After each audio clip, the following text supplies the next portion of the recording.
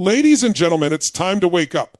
And I don't mean wake up because the alarm went off. I don't mean drag yourself out of bed and go through the same motions you've been going through for years. I mean wake up to your life. Because here's the truth. Some of you have been asleep for a long time. Asleep in your job, asleep in your relationships, asleep in your dreams. You're breathing, you're moving, but you're not truly living. And deep down, you know it. There's a voice inside of you, and it's been whispering, maybe even screaming, this is not all you're capable of. This is not who you were meant to be. But here's the problem. Most people hit snooze on that voice. They bury it under excuses. I don't have time. I don't have money. I don't have the right connections. Oh, wake up. Those are stories you tell yourself so you don't have to face the fear of change. But guess what? Change is the only thing that will set you free. You weren't born to just pay bills, scroll your phone, and call it a life. You were born to create, to love, to grow, to push limits, to squeeze every ounce of juice out of this human experience. But here's the deal. No one is coming to save you. Not tomorrow, not next week, not someday is a lie. The only time you have is now. So let me ask you, what do you really want? Not what you think you can get, not what you think people will approve of. What do you really want? Because the moment you get honest with yourself, the moment you stop pretending and start owning that hunger, that's the moment you wake up. That's the moment life opens up in ways you can't even imagine. Yes, it's going to be uncomfortable. Growth always is. You're going to fail. You're going to stumble. You're going to question yourself. But that's the price of waking up. That's the price of freedom. So today, make a decision to stop living half asleep, to stop waiting for perfect conditions, to stop hiding behind your excuses. Today is the day you say enough. I'm awake, I'm alive, and I'm taking control, because life doesn't give you what you want. Life gives you what you demand of it. It's time to wake up. And once you do, there's no going back. Thank you. Stop hitting snooze on your potential. Every single day, millions of people wake up to an alarm clock, slam their hand on the snooze button, roll over, and drift back into another few minutes of shallow, restless sleep. They repeat this over and over, and before they know it, they're rushing, scrambling, and starting their day from behind. But the snooze button is not just on their alarm clock. The snooze button has become a way of life. It's the way they delay facing the reality that they're not living up to their greatness. It's the way they silence that nagging inner voice that tells them they could be doing more, creating more, becoming more. It's the way they put their potential on hold, waiting for someday to arrive, not realizing that someday never comes. Every time you hit snooze, literally or metaphorically, you're sending a signal to yourself, I'm not ready, I'm not committed. I'll try again later. And that small act compounds. It becomes who you are. It shows up not only in your mornings, but in your goals, in your career, in your health, in your relationships. You say you want to start a business, but you keep hitting snooze by postponing that first call, that first meeting, that first investment. You say you want to get in shape, but you hit snooze by skipping the gym, by telling yourself you'll start on Monday, by convincing yourself that today doesn't matter. You say you want a better relationship, but you hit snooze by avoiding the tough conversations, by choosing comfort over connection, by waiting for the other person to change. Potential is a powerful word. It means unused energy, untapped strength, dormant greatness. Every person has it. You were born with it. But potential doesn't matter if it's never awakened. A life full of potential is meaningless if that potential is buried under hesitation, procrastination, and fear. Think about it. How many times in your life have you known exactly what you needed to do, exactly what step to take, exactly what direction to move in, but you hesitated, you paused, you thought about it, you waited, you rationalized, and in that hesitation, the spark of energy that could have propelled you forward died out. That is hitting snooze on your potential. The tragedy is not that people aim too high and miss. It's that they aim too low and hit, or worse, that they don't aim at all. They settle into patterns that keep them safe, familiar, comfortable, predictable. But potential doesn't live in comfort zones. Potential lives in the moments when you push yourself, when you stretch, when you step into the unknown, when you risk failing in pursuit of something greater. The problem is, as human beings, we crave certainty. We crave routine. We want to know that if we put in effort, the reward will come. And so we hesitate. We protect ourselves. We avoid the unknown. We hit snooze, not because we're lazy, but because we're afraid of what will happen if we actually give everything we have. Because what if you went all in and it wasn't enough? What if you tried your absolute hardest and failed anyway? That fear keeps people asleep. That fear convinces them to never find out what they're truly capable of. But here's the paradox. The only way to know your true limits is to push beyond them. The only way to know your true strength is to test it. And the only way to unleash your potential is to stop silencing it with hesitation and excuses. Imagine what your life would look like if you stopped hitting snooze. Imagine if every time an opportunity showed up, instead of delaying, instead of doubting, instead of waiting for the perfect moment, you acted.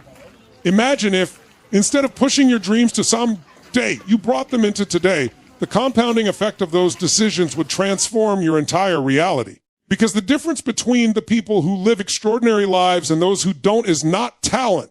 It's not intelligence. It's not luck. It's action. It's their refusal to hit snooze on their potential. Think about history's greatest leaders, innovators, and creators. They weren't people who lived in perfect conditions. They weren't people who always knew exactly what to do. They were people who moved forward anyway.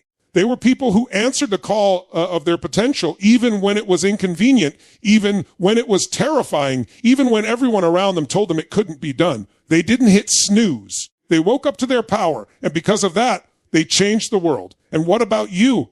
Right now, there are ideas inside you. There are dreams inside you. There are abilities you haven't even touched, but they won't wait forever. Potential doesn't expire, but opportunity does. There are windows of time, doors that open only for a moment, and if you're too busy hitting snooze, you miss them. You can't get those moments back. Every day you delay, every time you tell yourself you'll do it later, you're trading a piece of your future for a piece of your comfort. And the longer you do it, the more your potential slips through your fingers.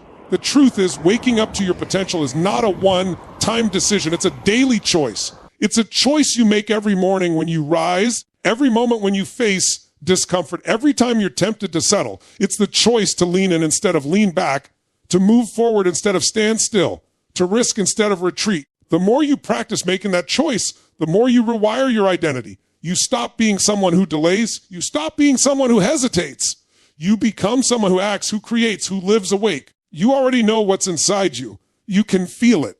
That hunger, that fire, that sense that you're meant for more, it's not an illusion. It's not wishful thinking. It's your potential trying to wake you up. It's that inner alarm clock ringing, reminding you that you have greatness inside you waiting to be expressed. And every time you ignore it, every time you silence it, every time you hit snooze, it doesn't go away. It just gets quieter until one day you stop hearing it altogether. And that's when people give up. That's when they accept mediocrity as normal. That's when they go through life asleep, never realizing what they could have been.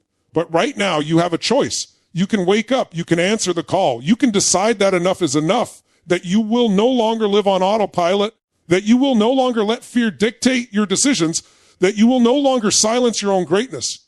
Potential is not about what you might do someday. Potential is about what you choose to do right now with the opportunities in front of you, with the energy you have today, with the life that is happening in this moment. Excuses are just stories. Rewrite them. Human beings are master storytellers, and the most dangerous stories we tell are not the ones we share with others, but the ones we whisper to ourselves when no one else is listening. Every excuse you've ever made was not a fact. It was a narrative, a crafted justification, a carefully built shield designed to protect you from the discomfort of facing the truth. Excuses sound logical. They sound reasonable. They sound convincing.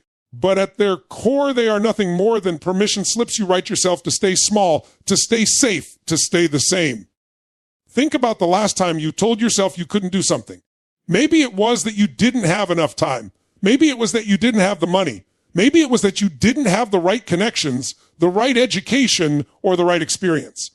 On the surface, those sound like facts, but are they? Or are they simply the story you constructed to explain why you didn't step up? Because there are people with less time, fewer resources, no connections, no education, no background who still find a way to break through. The difference is not their circumstances, it's their story.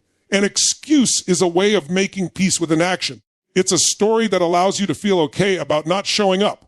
But what if you stripped that story away? What if you took the excuse and asked yourself, is this the absolute truth? Or is this the version of reality I've decided to accept? If you look closely, most excuses collapse under pressure.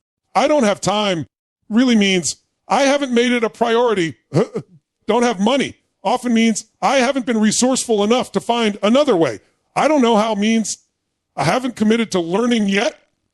The danger of excuses is not that they're false, but that they feel true. They sound rational. They sound like legitimate reasons. They blend into the background of your life until you don't even notice you're repeating them anymore. They become your identity. You stop saying, I don't have time to work out, and you start saying, I'm just too busy. You stop saying, I don't know how to start a business, and you start saying, I'm not the entrepreneurial type. You stop saying, I can't speak in front of people right now, and you start saying, I'm not confident. The excuse transforms into a belief, and once it's a belief, you defend it, you live by it, you protect it. But what if you could rewrite the story? What if instead of saying, I don't have time, you said, I will find time for what matters? What if instead of saying, I don't have the money, you said, I'll find a way to create value, to hustle, to make it happen? What if instead of saying, I'm not confident, you said, I'm building my confidence by doing the hard things anyway? That shift in language is not small. It's everything. The words you choose determine the story you live inside of, and the story you live inside of determines what's possible for you. Most people don't realize how much power they've given away to their excuses. They allow these tiny, seemingly harmless sentences to dictate the trajectory of their lives. They use excuses to justify why they aren't healthy, why they aren't wealthy, why they aren't fulfilled, why they aren't living the life they know deep down they could be living. And the more they repeat those excuses, the more real they feel. An excuse repeated enough times becomes a cage. You build the bars of that cage with every story you tell yourself, and eventually you lock yourself in, forgetting that you're the one who built it in the first place. But if you built the cage, you can dismantle it. If you created the excuse, you can rewrite it. And that's the truth most people don't want to face, because rewriting your story means taking responsibility. It means admitting that you had more control than you were willing to acknowledge. It means no longer hiding behind circumstances, behind other people, behind luck or fate or timing. It means looking in the mirror and saying, I am the reason. I am the obstacle. I am also the solution. That level of ownership is terrifying for some, but it's also the most liberating thing you'll ever experience. Excuses thrive in the dark. They thrive when you don't challenge them, when you don't bring them out into the light, when you accept them as unchangeable truths. But the moment you question them, the moment you shine a spotlight on them, they start to fall apart. Ask yourself, is this really true? Or is this just a story I've been telling? Is this excuse protecting me, or is it limiting me? If I didn't allow myself to use this excuse anymore, what action would I be forced to take? Every time you rewrite an excuse into an empowering story, you reclaim a piece of your power. You take back control over your narrative. You stop being the victim of your circumstances and start being the author of your life. You realize that while you may not control everything that happens to you, you absolutely control the story you attach to it. Two people can go through the exact same event and come out with two completely different lives because of the story they choose to tell themselves about that event. If you look back over your own life, you'll see moments where you let excuses dictate your decisions. Times when you chose not to take the leap, not to risk, not to try, because you had a story that justified your inaction. You'll also find times when you broke through, when you ignored the excuses and did it anyway. Those moments probably defined you. Those moments probably shaped the parts of your life you're most proud of. The question is, why aren't you choosing that more often? Why do you keep allowing stories that disempower you to take center stage in your mind? You can rewrite anything. You can take the story that says, I always fail, and rewrite it as, every failure is evidence that I'm still in the game, still learning, still moving forward. You can take the story that says, I'm too old to start, and rewrite it as, I have more wisdom, experience, and perspective than ever before, and that gives me an edge. You can take the story that says, I don't have support, and rewrite it as, I am strong enough to build support, to seek it out, to create my own community. The moment you rewrite the story, the excuse loses its power. The most successful people are not the ones without excuses. They are the ones who refuse to let excuses define them. Everyone has reasons not to. Everyone has challenges, obstacles, and limitations. But some people decide to rewrite the story. They decide to take the same facts, the same reality, and interpret it in a way that empowers them to move forward instead of paralyzing them. That decision, repeated over and over, is the difference between an ordinary life and an extraordinary one. Someday is a lie. The time is now. Human beings have mastered the art of postponement. We tell ourselves that we'll chase the dream later, that we'll fix the relationship later, that we'll take care of our health later, that we'll finally go after what we want later. Someday becomes the most comfortable word in our vocabulary because it lets us feel like we haven't given up while avoiding the responsibility of taking action today. It's the illusion of commitment without the discomfort of change. But the truth is that someday is a fantasy, a mirage that keeps you walking toward a horizon you will never reach. There is no calendar date called someday. There is no moment when the stars align, when the timing is perfect, when fear disappears and everything feels easy. If you're waiting for that moment, you'll be waiting until your last breath. Every time you tell yourself, I'll do it someday, you are lying to yourself. You are comforting yourself with a promise you know you will not keep. You are trading the possibility of a greater future for the comfort of a delayed present. And the dangerous part is that you get good at it. You become skilled at rationalizing, at justifying, at convincing yourself that you're being smart, that you're being patient, that you're waiting for the right opportunity. But what you're really doing is giving away the only thing you actually have. This moment, this day, this chance. Think about how many dreams have died under the weight of someday. The book that never got written, the business that never got started, the trip that never got taken, the words of love that never got spoken. People carry those some days with them until it's too late, and the pain of regret is always heavier than the fear of action. When you tell yourself, someday, you're giving your future self a burden you're unwilling to carry today. But here's the truth, your future self is not some different, better, stronger version of you. Your future self will be the same person you are today unless you make different decisions right now. There is no such thing as a perfect time. Life will always be messy. There will always be bills, responsibilities, challenges, and distractions. There will always be reasons to wait. If you are waiting for the conditions to be ideal, you will be waiting forever. People who create extraordinary results don't wait for perfect timing. They act in imperfect conditions. They move forward while it's messy, while they're scared, while they don't have everything figured out, because they understand that clarity comes from action, not from waiting. They understand that momentum is built through movement, not through hesitation. The light of someday robs you of urgency. It allows you to pretend that you have more time than you do. But life is fragile. You don't know how many days you have left. You don't know how many chances you'll get. The clock is ticking whether you acknowledge it or not, and every day you waste waiting is a day you will never get back. Most people don't realize the value of time until they're running out of it. They look back and realize they spent years planning, hoping, and preparing, but not living, not doing, not creating. The time is now, not because now is comfortable, not because now is convenient, but because now is all you will ever have. Tomorrow is not guaranteed, and yesterday is gone. This moment, right now, is the only piece of life you can actually touch. Everything else is a story in your head. That means the decision to start, the decision to move, the decision to act can only ever happen now. You can't act in tomorrow. You can't act in someday. You can only act in the present. And if you're not acting now, you're not acting at all. The resistance you feel when you think about starting is exactly the signal that you should begin. That voice that says, wait, is fear disguised as logic. It tells you you're not ready. You're not strong enough. You're not prepared enough. But you don't need to be ready. You need to be willing. Willing to stumble, willing to learn, willing to grow as you go. The people you admire, the ones who have created, achieved, and lived fully, didn't get there because they had perfect timing. They got there because they stopped believing in someday and started demanding more from themselves today.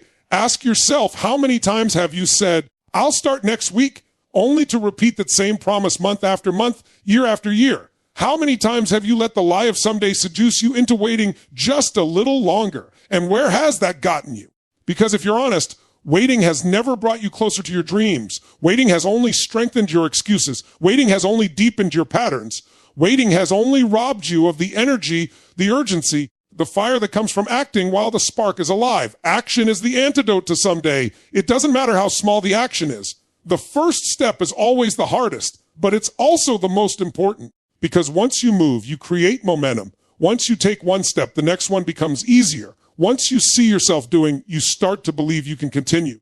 The gap between thinking about it and starting it is where most dreams go to die. Close that gap by acting now. Stop planning endlessly. Stop waiting for permission. Stop telling yourself that someday will be safer, easier, or clearer. It won't. The only clarity that exists comes after action. Someday is comfortable because it lets you avoid the possibility of failure. If you don't start, you can't fail. If you keep your dream in the future, it stays perfect, untouched, unchallenged. But perfection in your head is worthless if it never comes to life. You will fail. You will stumble. You will face setbacks. But those experiences are what shape you, what grow you, what turn your dream from a fantasy into a reality. Failure is feedback, and feedback is fuel.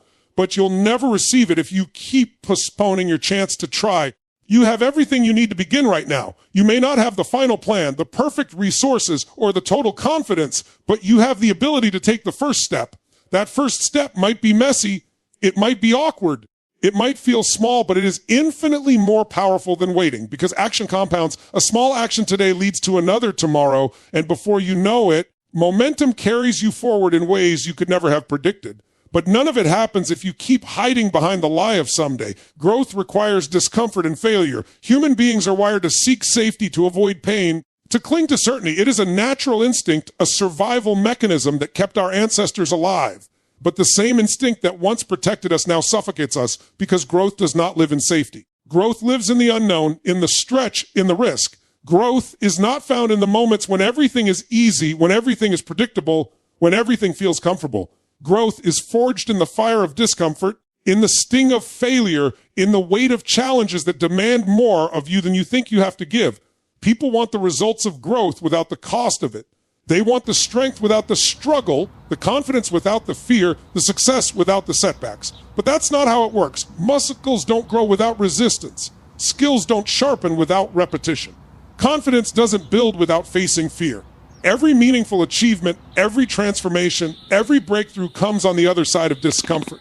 Yet most people spend their lives avoiding it, protecting themselves from it, and then wondering why they never feel fulfilled. Discomfort is the signal that you're expanding. Think about the first time you tried something new, whether it was learning to drive, starting a job, or speaking in front of a group. It was awkward. You stumbled. You made mistakes. You felt exposed. That is the process of growth. Your brain and body are adapting, rewiring, building capacity. But somewhere along the way, we start treating discomfort as a sign that something is wrong instead of a sign that something is happening. We misinterpret it as danger when really it's progress. Failure is the companion of growth. You cannot separate the two. Every person who has achieved greatness has failed more times than the average person has even attempted. Failure is not evidence that you're unworthy or incapable. It's evidence that you're in the arena, that you're testing your limits, that you're moving beyond the boundaries of who you were yesterday. Without failure, you have no feedback. Without feedback, you have no learning. Without learning, you have no growth.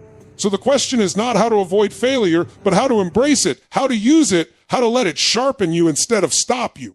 The fear of failure is what keeps most people stuck. They stay inside their comfort zones, repeating the same patterns, doing what feels safe, because they cannot stand the thought of falling short.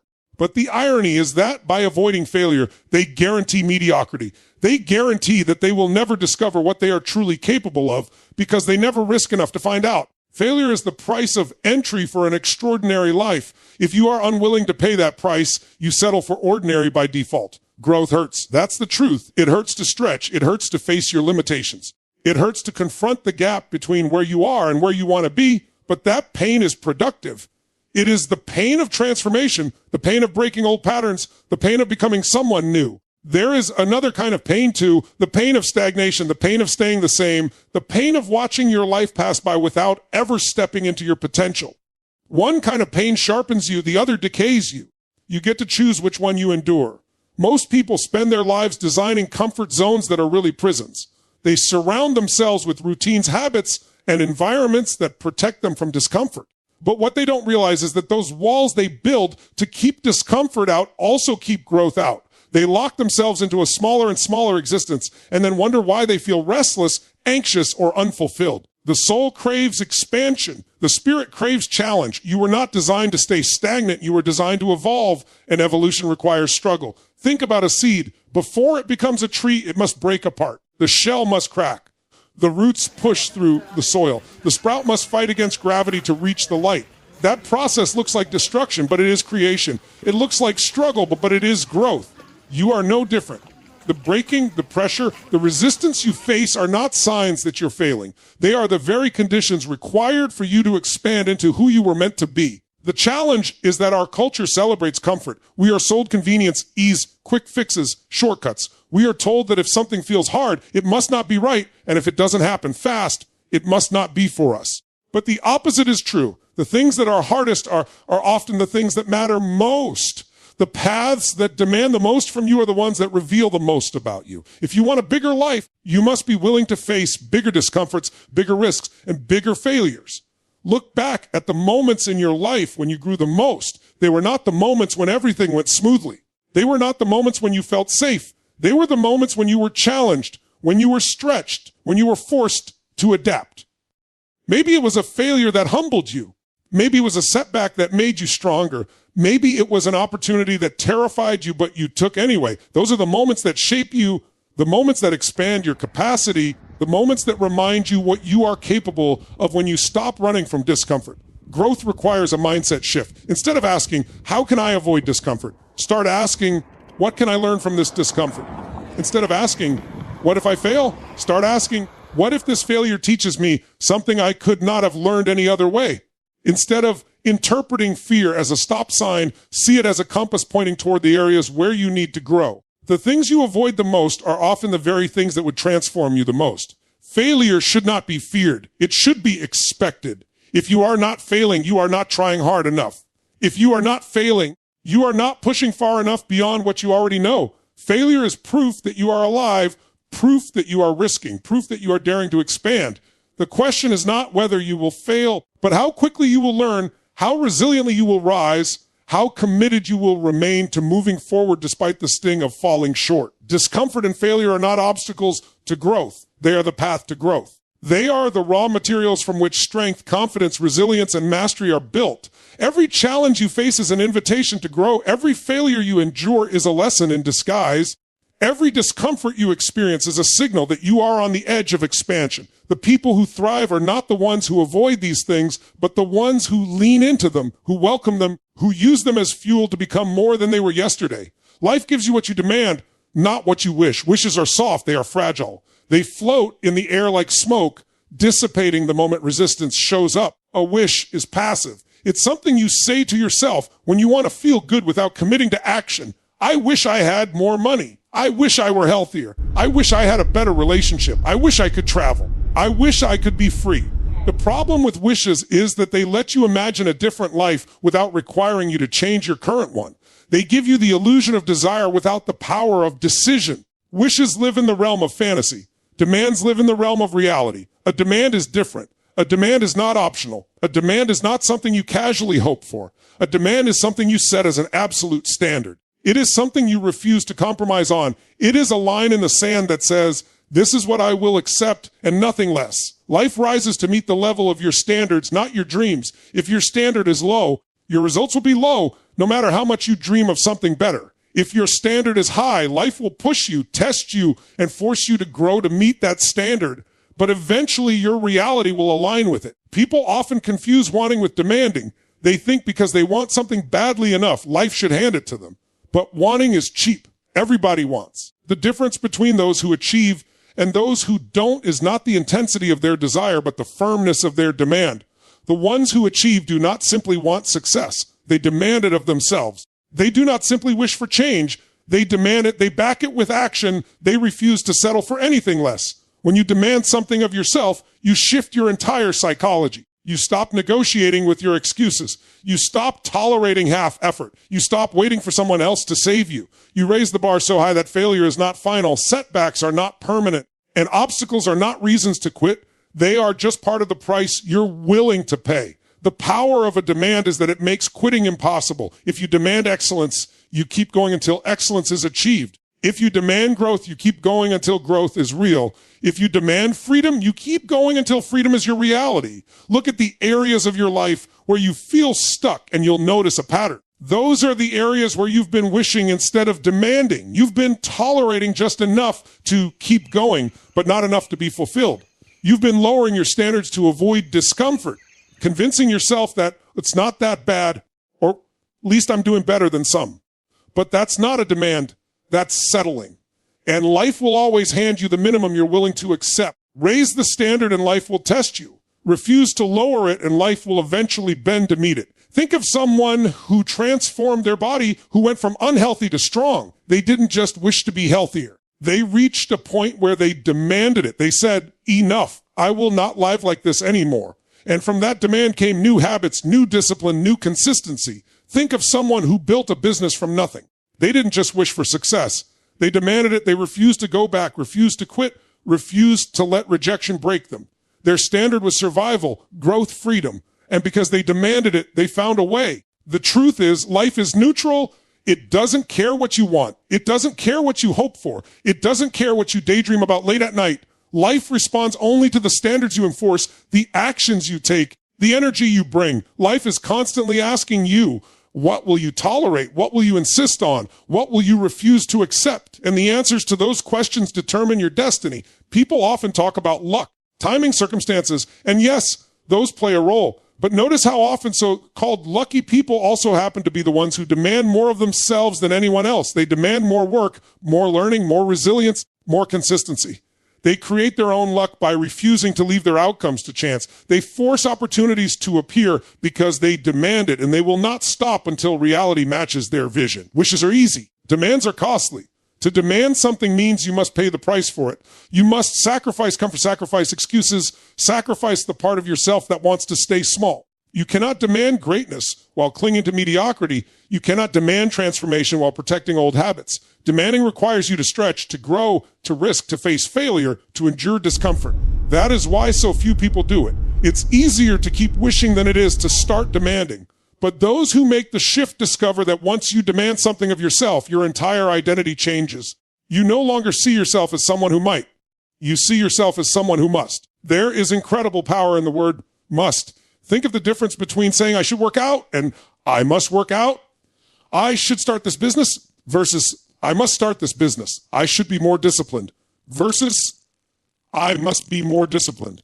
The first is a suggestion. The second is a command. The first leaves room for negotiation. The second eliminates negotiation altogether. When you make something a must, you lock yourself in, and your mind and body will find ways to deliver, no matter what. The human spirit is resourceful beyond measure. When you demand something of yourself, you access creativity, strength, and determination you didn't know you had. You find ways where there were none. You push through barriers that once looked impossible. You endure struggles that would have broken you before, because the demand shifts your focus. It moves you from if to how. Wishing asks, if it's possible. Demanding asks, how do I make it happen? That one shift creates an entirely different trajectory. Ask yourself, what are you currently wishing for? Where in your life are you hoping something will change, but you haven't yet demanded it? Where are you negotiating with your standards, telling yourself that what you have is good enough, when deep down you know it's not? The areas of your life where you are suffering are the areas where you need to stop wishing and start demanding. Life is not holding back from you. Life is responding to you. It is giving you exactly what you're willing to settle for. If you want more, demand more. If you want different, demand different. Raise the bar and refuse to lower it. Wishes will keep you comfortable. Demands will set you free.